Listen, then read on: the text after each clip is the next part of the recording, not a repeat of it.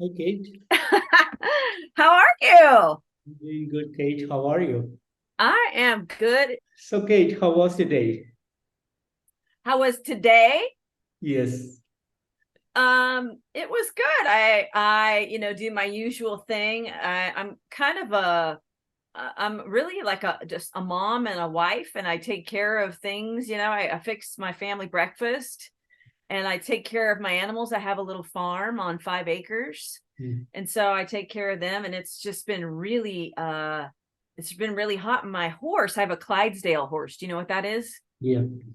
Okay, I have a Clydesdale. So like the Budweiser Clydesdales, the horses with the big, fur on their hooves, and they get something called abscesses when it rains, and it had rained a couple weeks back. So I've been trying to tend to him and get him back well, because he's, borderline. He got a fever, and you just don't know whether they're going to live or die. So I've been worried about that.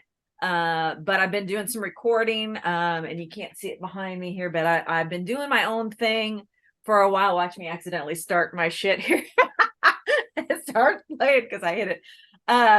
But I'm working on a new tune. I do this thing now, and I'm just gonna do it, I think, forever, because it gives me a good goal. I do a song every 2 weeks, Okay. and it's me writing everything. I do all the drums and the keyboards, and now I'm going to start on doing the guitar as well, and doing the heavier stuff in the future. But this is another keyboard song. I'm really affected by the world and everything that's going on in the world, and so I was going to do this kind of sexy song that I had, because I switch between like sexy person and heartfelt, oh my gosh, we got to save the world person. you know so once the Maui thing happened, and I was kind of doing the sexy song, I kind of switched, and I was like, okay, I don't feel that anymore. I got to do this. Mhm. So I'm switching over to the song. It's called On and On Forever, and it's just about our souls, and how we're energy, and energy can't be created or destroyed. And it's kind of something, kind of an homage to people that have passed, and trying to help people that are having people that have passed better understanding of life, just from a perspective of mine. I think every individual has the right to choose what they want, and as my religion goes, and what I think is that that's truth. You're not supposed to judge other people. You're supposed to let them live their lives, whether they want to be whatever they want to be, and just love people. So that's kind of what this song is. I go on and on because I have a podcast Yeah. too. So I just Okay. I ramble sometimes. Every time I do an interview now, I think to myself, Kate, you got to shut up and give them a chance to talk. So go ahead. I'll give you a Okay. chance to talk now. Okay. So, Kate, talking about Vainglory, you have re-released your 2007 self-titled album and Manifesting Devastation, Manifesting Destiny, your 2019 album. So, what is the particular reason behind this re-release, and how was the outcome of this re-release? So we have a manager that we had a long time ago, Benjamin from Online Metal Promo, who is just phenomenal. And we were doing really well back in 2007, 2008. We had a lot of opportunity in front of us, and then things kind of fell apart, and we lost Benjamin. And now Benjamin is stepping back into the picture, and he's connected us with these record labels, Animated Insanity Records and No Dust Records. Animated Insanity is in the United States. No Dust Records is in Europe. And so he connected us with them. And, I had a record label on my own, Rebellion Records US. And, we haven't had a lot of money. A lot of musicians don't have a lot of money. We're just like anybody else in the world. We're getting by. We're doing the best we could. So on my record label, I was not able to do the things that these record labels are, which is the promotion that we're doing now. And also the packaging that they did was phenomenal. And the fact that they encapsulated, the two CDs, which is the two that I've done, that I've sang on, and they're my history with Vainglory. So it's been phenomenal. It's a blessing. I am very thankful that I had the opportunity, and that we had the opportunity to get a repackaging. because it's, really beautiful, and it's a big booklet, and it's 2 CDs. So yeah, I mean, I am thrilled that this happened, and thank you, Benjamin. Benjamin's a good guy. So I'm lucky that he's accepted me back into his life. And he's helping us out. He's a really good guy. Great manager, a great promoter, and he's on our asses, did you get this done? And I'm like, oh, but it's what we need. It's really what we need to make things work. And so, yeah, I'm thrilled about it. And it's doing really well. We're getting a lot of press, and people are buying them, and it's great. So I'm really pleased. Yeah. Fantastic. Fantastic. And Yeah. talking about these 2 albums, both are phenomenal in its own ways. Great heavy metal albums, each and every song totally mind-blowing. So such an Thank awesome you. work back to the scene. So really happy to see the music coming to the media again. So thank you guys so much for bringing back these 2 new albums out again. Oh, For thank both you you. guys. Thank you. Yeah. It's great to go back to your roots too, and it kind of reignites a fire under your butt to say, well, maybe I need to, revisit that. And we've been writing a lot of songs that are metal now too. So we're going to come out with another album now that we've got a little bit of gumption behind us. A lot of people interested in what we're doing, and not realizing that, it's so weird because I have a lot of friends and a lot of people in the business that aren't humble. And they're like really loud, and they're asking for friend requests and asking for things, and they get things and they go. And I feel kind of bad about asking anybody. I have a fan page, and I will not solicit anyone for fans or anything. And now I'm thinking, why didn't I ever do that when I was younger? You know what I mean? They're the ones that made it big, and they're doing really well. But I think that was part of the problem too, is that, the promotions, we didn't really know how to do that or know enough about it. And I just never really wanted to, brag about myself or anything, but, people appreciated it, and I really appreciate them. I'm very, I love the fact that anyone takes the time to listen to what I do. And it's hard to believe for me too, because, I don't think I'm that great. And I just, I'm honored. I'm really honored. And that's all I can say. I see a lot of people that are doing things that are not real, humble about it. And I don't know. I don't know. Maybe I should have been more of a biatch. I don't, but I'm not that way. And it's so funny too, when you listen to my voice, a lot of people, I think, thought that because I sing like that I was like some mean person or something, or somebody that's, not, I get a lot of that, people are kind of intimidated or threatened by the way that I sing. And it's all really just a, something that I fell into. And it's kind of a way of doing things that I fell into, that I liked because my voice was powerful. But I'm not like my voice at all. I'm so mom and wife, and what can I do for you, all the time. What do you know? If you came to my house, I'd be like, would you like this? Would you like that? Can I get you this? And so anyway, it's good that we have Benjamin to push us, and I'm glad we're back doing it again. And in this go around, in hindsight, we're going to do some things a little bit different, and I might ask for a friend or two. So Sounds good. Yeah. And yeah. What's next for Vainglory? What are the upcoming plans for you guys?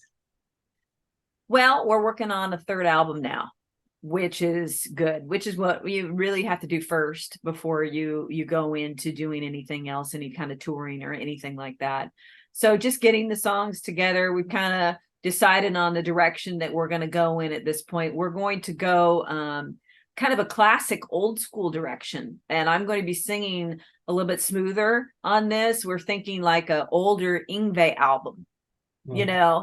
And one of my favorite singers of all time is Graham Bonnet. And, I saw him live. I saw him live at Foundations Forum a few years back. They used to have this get together in Los Angeles, and he was right in front of me, and he had this pink polo shirt on, and he was singing, and his veins were just popping out of his neck when he was singing. And it is so red. It's like he was singing so hard. And, I try to balance it when I sing, but more along the lines of that and doing more melodic smooth. So we're finding the direction that we're going to go in, and then we're going to go from there. Benjamin will probably shop us to a few different labels, but it's the recordings that you've got to do first before you decide on the direction. And then, we'll probably do some festivals or things like that probably next year. Hopefully we can get it out sooner than later, and go meet some people and say hi and connect, which I'm excited about. I love people. I'm a people person as far as meeting people and touchy-feely and hug. A lot of people aren't like that, but I am very thankful and very affectionate, and it is nice to go and have a face-to-face and sign and meet. And so I'm planning on doing a lot of that. But album first, that's what we're shooting towards, more of a classic direction. And to the classic direction because of the fact that, Corbin is a guitar virtuoso kind of guy. He's very fluid. He's very smooth with what he does. And it is his band. I came in second when I was in Chastain. I auditioned for his band. He was on Leviathan Records, which is, David Chastain's label. So, it's ultimately his say. David and he named Vainglory. I didn't name Vainglory. They did. So I would have probably named something different because it's just so far off from how I am. But it's got a following now, and we're going with that. So I'm excited about getting out again and meeting everybody. Yeah. Fantastic. And do you have all the details for the upcoming third album? So the album name, the cover art, and the timeline when you're planning to release the album? Do you have any sort of... So like I said, we're going to do something classic. We're not going to do, I don't mean classic like a Dungeons and Dragons album cover. I don't know what we're going to do as far as that goes. It just kind of depends, usually depends on the title track of the album, the best song that you have that you kind of form the artwork around. Right now, a lot of the songs that I've written have been based on, the timeline of what's going on in the world. And so we don't know what that's going to, throw at us next, where that's going. So, that'll be kind of, written within what's going on. And it's difficult too, because I go between wanting to write things that are going to be an escape for people, and then wanting to write things that are going to make people aware. And I think a lot of people are, or, but then again, I feel like if I do that, then it's kind of shoving something down their throat, and maybe everybody has a different opinion.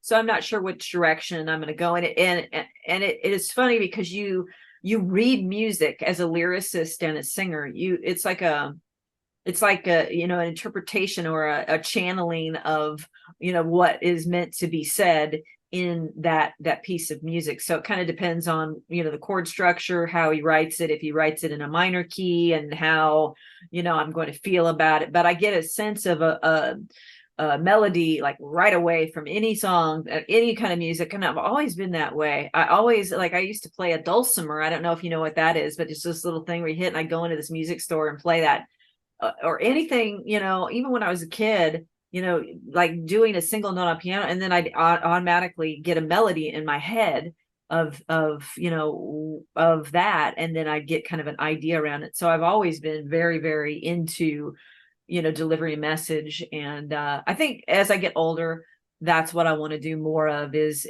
deliver messages. So it's a hard thing between the two. So maybe a mixture of both, where I'm doing some kind of fantasy. I like to do a lot of passion and a lot of love stuff, a lot of things that are, taking you away from maybe, the storm that ruined your house, or the fire, or whatever, and something that can take your mind out of that and into something else. And I think sex and passion and love and those things are kind of the ultimate spirit to be in, where you're really feeling great, and it's the ultimate. So it's a combination between the two.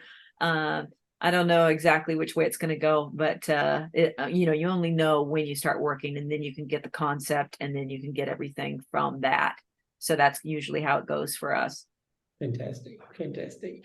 And I'll take my glasses off for a second. I'm blind, I can't see.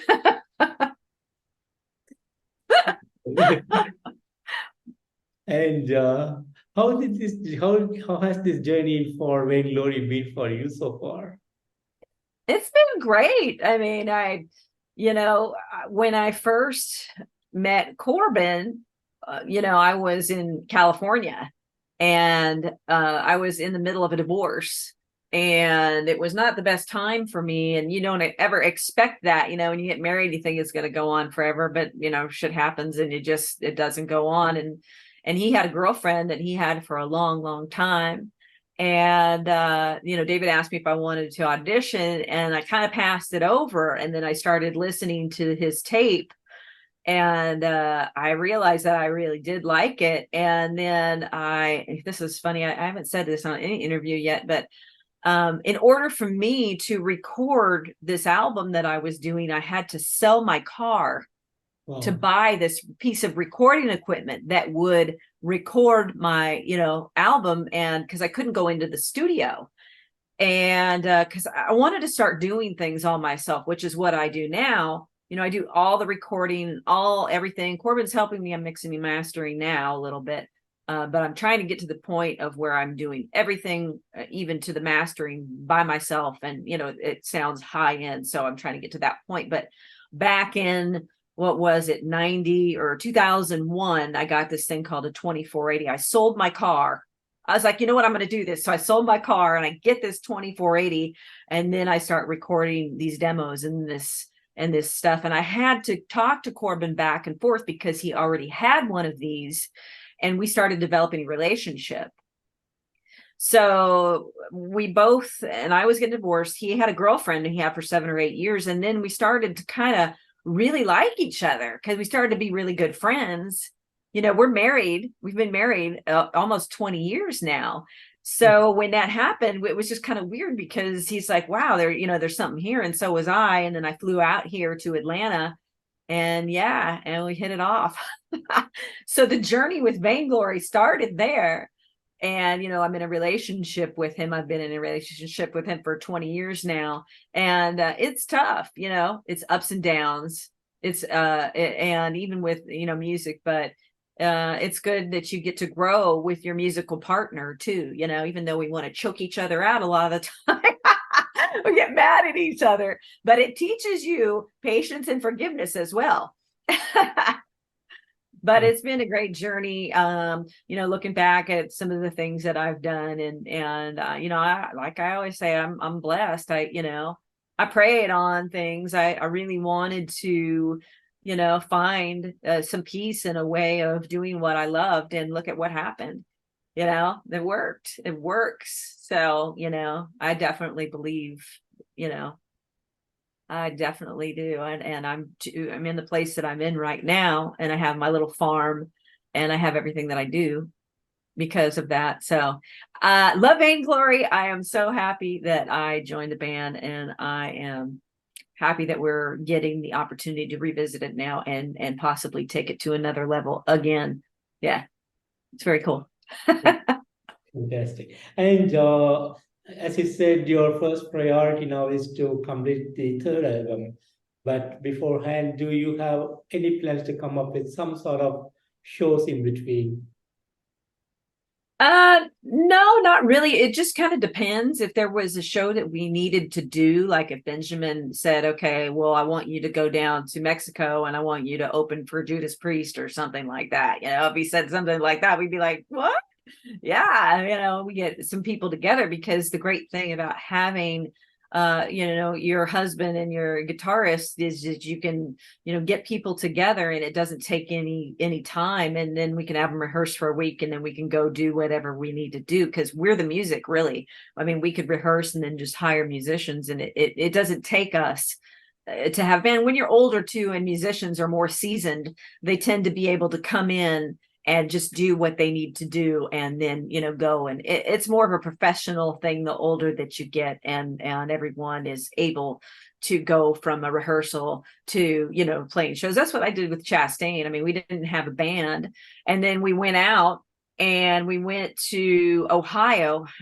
I went in California from 80-degree weather to 7 below for tour, you know, and we had to rehearse. And so we didn't have a band. You rehearse and then you leave for tour. You know, you rehearse for 4 or 5 days and then you're gone. So that's kind of a normal thing, and no shows planned.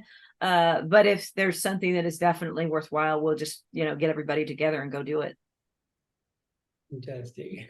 And I know there have been a lot of amazing, wonderful, great moments over the years, but is there something special that you want to share with me today? Great moments over the years for the band? Yeah. Or special? We did Monterey Metal Fest as far as something special that Benjamin had booked for us, and we got a chance to fly down to Monterey, Mexico, and play and do a couple shows there, and it was absolutely beautiful. And that was a highlight of the Vainglory experience.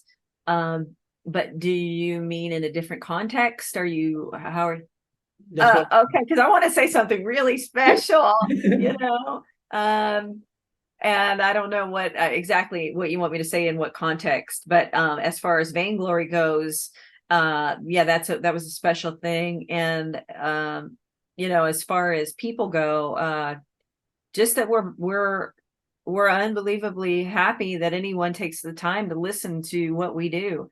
And I realized that, you know, you don't have to do and you don't have to listen, and when people take a moment to check out our art, we feel, you know, blessed. We feel fortunate. So, you know, thank you to everyone out there who has listened, you know, and taken the time to listen to what I do, because it means a lot to me. And Vainglory with this new release, it's phenomenal if you get it. And, you know, I think you'll love it.